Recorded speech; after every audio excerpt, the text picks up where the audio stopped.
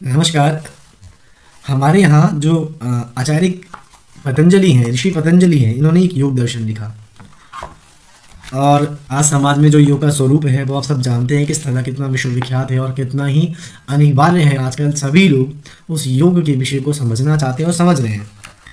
और आप सब जानते हैं कि भारत में एक शब्द बहुत प्रचलित है, मोक्ष या समाधि। ये समाधि क्या है? पतंजलि ने समाधि के ऊपर ही, मोक्ष के ऊपर ही एक ग्रंथ लिखा जिसका नाम है पतंजलि योग सूत्र। बहुत सूक्ष्म रूप से अपने पतंजलि योग सूत्र में 195 सूत्रों में और उसके 4 पादों में, पाद यानी अध्याय में, अपने उस मूल ज्ञान को जो इस पुस्तक में सबके सामने प्रदर्शित किया है।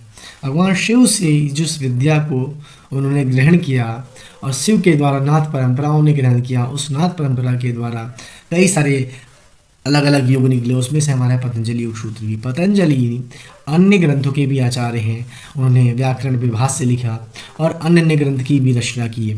पतंजलि के द्वारा एक मुख्य चीज़ हमें प्राप्त होती है, जो वेदों की शाखाएं, उसके मंडल, उसके आरण्यक, उसके उपनिषद जो हमें पता होती हैं आज, वो पतंजलि ऋषि के द्वारा ही पता होते हैं, क्योंकि उसके पूर्व का हमें कोई भी साक्ष्य प्राप्त नहीं हुआ है।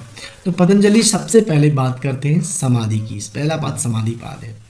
कोई भी हम कार्य करते हैं तो कार्य करने से पूर्व हम उस लक्ष्य को देख लेते हैं। लक्ष्य क्या? वो अंतिम बिंदु जो हमें प्राप्त होने वाला है। किसी भी, कोई भी व्यक्ति हो, वो अंतिम निष्कर्ष को देख के ही उस कार्य में आगे बढ़ता है। बहुत सारे लोग ऐसे ही होते हैं। तो पतंजलि ने सबसे पहले समाधि की बात की।